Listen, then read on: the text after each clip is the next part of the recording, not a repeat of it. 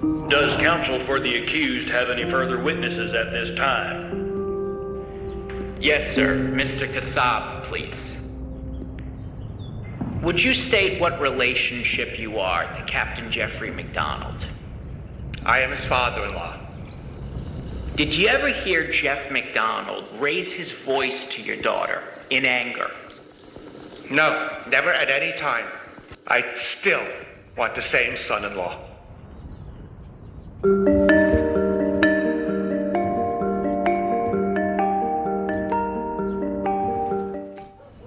This is the evening edition of CBS News with Walter Cronkite. Captain Jeffrey MacDonald is a man under a cloud. He's lost his family under horrible circumstances, and he's fighting for his honor. His ordeal began last winter at his residence in Fort Bragg, North Carolina. Bob Schieffer has the story. It appeared to be a grim rewrite of the Sharon Tate murders in California. MacDonald told a bizarre story. 3 young men and a woman had attacked the family for no apparent reason. On May 1st, the Army charged him with murder. Finally, in late October, the charges against the captain were dropped. Meanwhile, the FBI in North Carolina has notified MacDonald's relatives that they are not investigating. But still unanswered is who did it. Bob Schieffer, CBS News, New York. Jeffrey, I believe, at that point, is interested in, however you want to describe it, putting this behind him.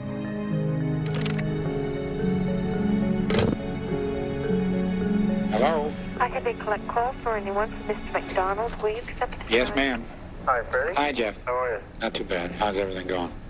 All right. Trying to forget some things and work Right. and, you know. Yeah. Jeff? Yeah. You got the transcript? Yeah, I just got it today. I think I'm going to come down. Oh, that's silly to come down. I'll mail it up. No, I want Yeah, to don't trust it in the mail. All right. Meanwhile, we can visit a little bit. All right. Well, what's really interesting about this case is that at that point, you would think it's over with. It's just beginning. Okay, Jeff. Good enough. Bye-bye. Bye.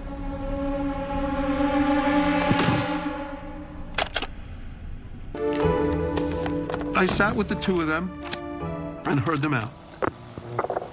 Okay. Hi. Would you like a drink? Yeah, I forgot I meant to ask you. Yeah, I think I can. What would you like? You got any scotch? Sure, whatever you want. Mildred was sort of bird-like, very nervous.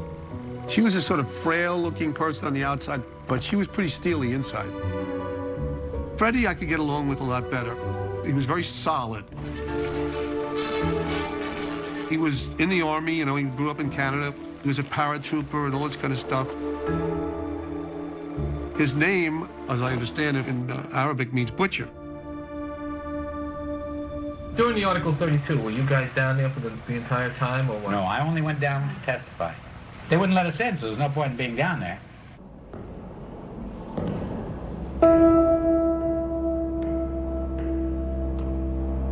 After the Article 32 was over, I started firing off letters to everybody in creation. Like who? Congressmen, senators, the Army, everybody, you name it. We thought a bunch of hippies had done all this. We couldn't understand why the government wasn't catching them. Freddie showed me a pair of shoes. He said, Bobby, look at the bottom.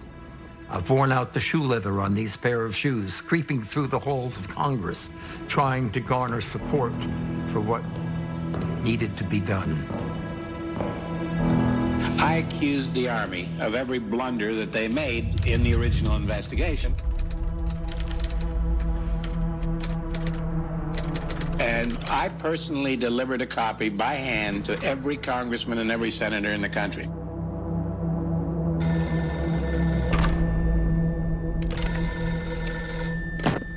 Hello?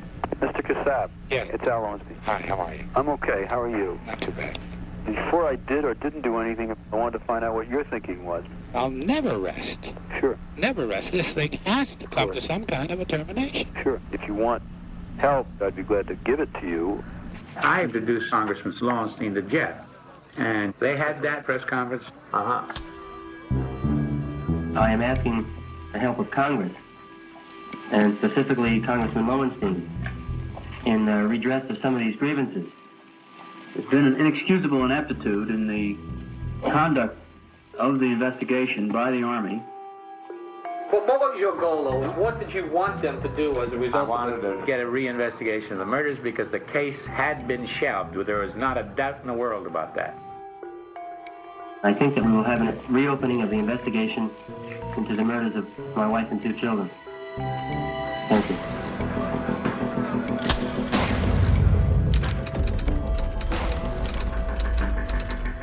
If somebody kills your daughter and 2 grandchildren, are you supposed to sit back and do nothing about it?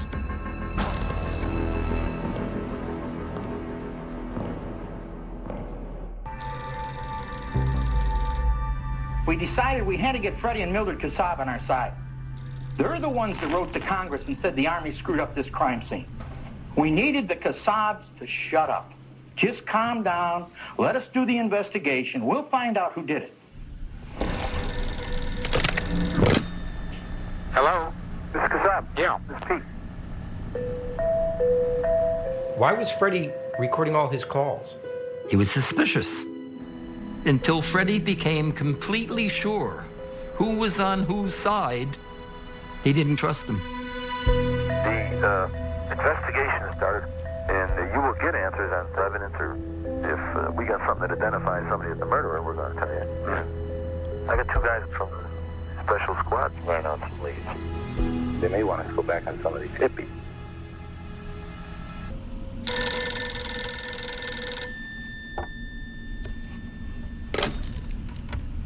This is Kassab. Oh, hi, Pete. How are you? Pretty good. How are you, sir? Oh, not too bad.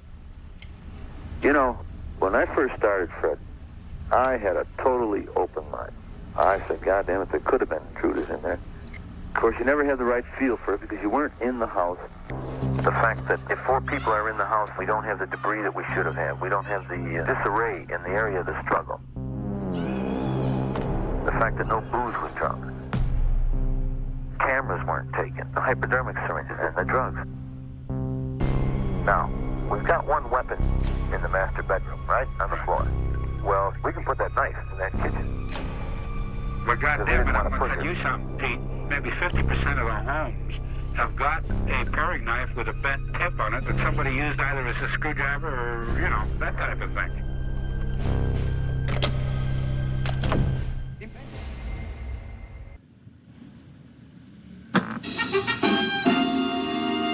The Dick Cavett Show.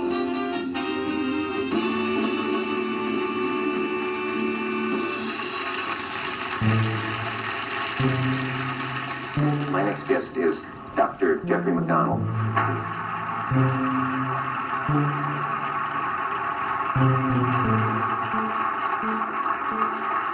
I call you Dr. MacDonald now, don't I? That's right, it's ex-captain. Yeah, doctor. Yeah. I hope this isn't too painful for you. I feel like the journalist who asks the gory question, but... Really? Could you talk about what happened on that night last February? Well, I can skim through it briefly. To get deep into it, yeah, does produce a lot of emotion on my part. But very briefly, my wife came home and we had a before bedtime drink, really, and watched the beginning of a late night talk show. Where are these investigators now who did the original? Well, most of them have been transferred. It's the Army way of handling things. If someone really fouls up, you either give them a medal or you transfer them.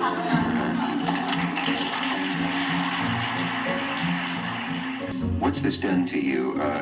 Do people look at you and say, how do we know he didn't do it? I don't think I'm being paranoid when I say that there is certainly a flavor of suspicion in a lot of people's minds. And some people pat you on the back as if to say, well, we know you did it, but it's okay anyway. Things weren't being said right.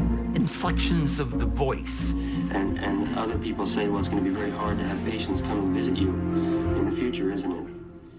I was accepted. I was stunned, absolutely stunned, that he wasn't even sad. Your whole family was brutally murdered, and you can go on a TV show. It was like he was talking about them that they, were somebody else's family.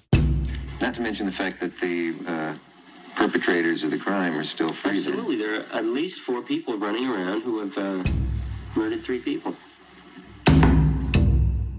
It sickened me, and it enraged me. And obviously, Freddie had a real reaction to that as well. Visceral. Fantastic story. It's just, you don't know what to say.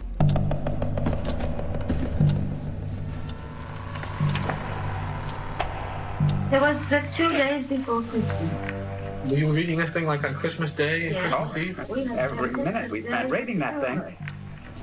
In fact, into the middle of the night, too.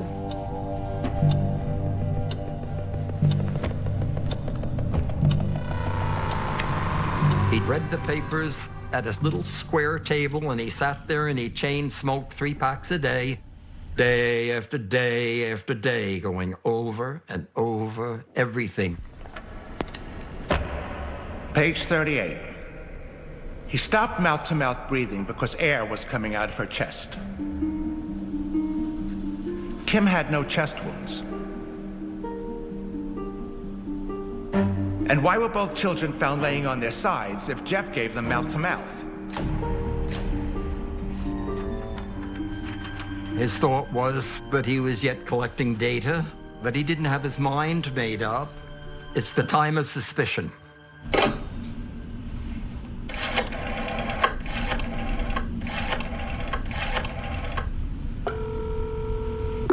9191. Mr. Kearns, please. And I've got quite a few things written down, and there are some points that I wanted to go over with him. Now, Freddie at that time, he was doubting, starting to doubt MacDonald. But still, he was on his side. That sheet that was used that Carrie gave me, right. Was that the top sheet or the bottom sheet? It was the top sheet. It was the top sheet. Now, inside it were found Kimmy's blood type and a couple strands of her hair. Page 38. From master bedroom, he went to Kim's room. He did not put lights on. Why would a father, especially a doctor, going into a room where his child was so brutally injured, not put the lights on to try to treat her? Just like you would normally put the lights on if you were going in to examine a child, but then would you put them out when you came out, and then would you put them back on when you went in the second time and out again as you went out? I mean, this light business is like yo-yos. It was totally systematic. A line-by-line examination of, says this over here, Article 32. That didn't work. You're talking about assailants. Why would they all of a sudden decide to drop their weapons all in the same place outside? Why were the ice pick and the knife found almost side by side? And the stick was only about a foot from that. A foot away, yeah. He puts himself in a fight in the living room. Yeah. We don't buy it. He maintains he didn't go into the kitchen except right at the phone. Yet his blood is right over there at the cabinet where the surgical gloves were. That has been identified? Well, his blood is right in front of it. I mean, gosh, if it looks like a duck, it's got webbed feet, it quacks, it goes in the water, and it's got feathers, it's a duck. I'm inclined now to think an argument took place to the master bed. A blow is struck, and then another one, and then it got out of hand. You know, all of these things contribute to a person's overall feelings and understanding about what may be. And once you feel of something may be, that's the thread you grab and you start pulling on it till you unravel the damn sweater.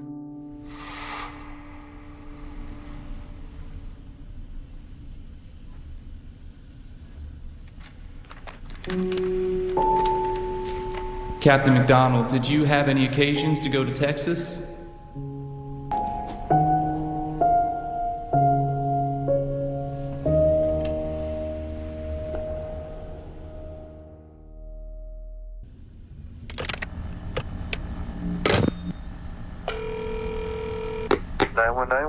Hey, Pete, was there any surveillance of Jeff around the middle of November? Freddie Kassab has now given us information, okay, in 1971. And he called me one day and he says, Peter, check and see if MacDonald got a broken arm. I said, Freddie, what's this all about? Jeff called me on the 18th of November, and he told me that he had gone out on the town. He used the word we as though there were other people with him, and that they were looking for these so-called hippie murderers, and that he found one and killed him. But Freddie Kassab was not that dumb. With agents, I was allowed in the house to reconstruct the murders from his story of what happened in that house that night. Once we got Mr. Kassab to come down and go through the crime scene and opened up our records to him, no holds barred, then he saw we weren't lying. Drug addicts running crazy in that house, killing. Don't leave one single clue in the house. There is not one drop of his blood in that living room. How does a man get stabbed and not bleed?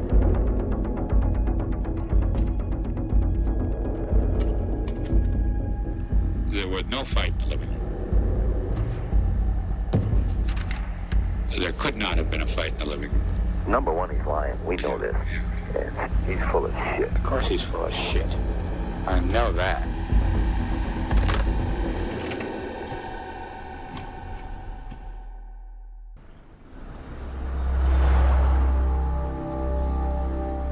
I was at the Kassab's house. We sat at the table, and Freddie had copies of the reports from the Army. He kept saying to me, there's so many inconsistencies here. There's so much wrong. And he said, I know in my heart that he did this. He did this.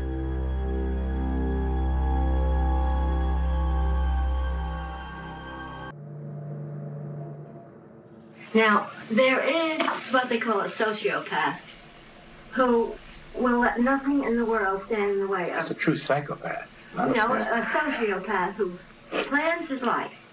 And he can be charming and usually extremely intelligent, but nothing must stop the plan. You're talking about a sociopath, but I think we're dealing with a true psychopath. In other words, a true psychopath believes that whatever it is he did, it had to be done, and that's it. Nothing stands in a psychopath's way. Freddie was not going to quit. He had biblical levels of persistence. Once he believed that MacDonald was guilty, he was unswerving. It was like a white line going down the road into infinity, and he followed it. I remember Freddie saying to me, June, I'm gonna get him.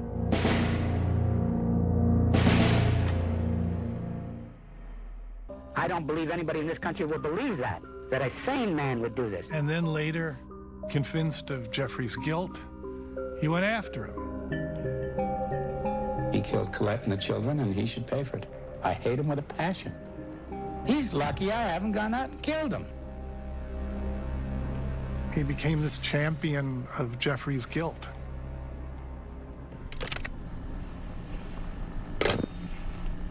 We wrote our report in 1972, and I gave it to the Justice Department. We told them to seek prosecution of Jeffrey MacDonald. 9191. Mr. Kearns, please. Then the Justice Department kept saying, we can't get a conviction. Pete, do me a favor. Will you just explain to him very carefully, will you? There's no extremes that I won't go to, and I'd raise the biggest stink that ever was raised in the United States. Freddie says, Peter, the Justice Department isn't going to do anything. I've got a New York attorney to swear out a civilian complaint arrest warrant for MacDonald.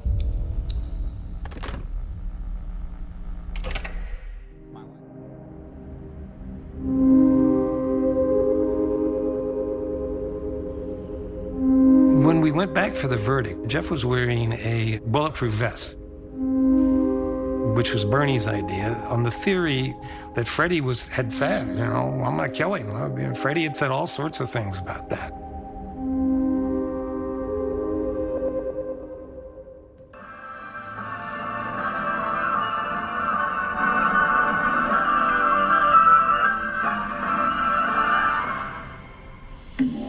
And now, the movie some people don't want you to see. The most controversial true crime story of the decade, based on today's bestseller, Fatal Vision. There are at least 4 people running around out there who have murdered 3 people. Absolutely. Is the defendant Jeffrey R. MacDonald guilty or not guilty of murder in the first degree? Guilty.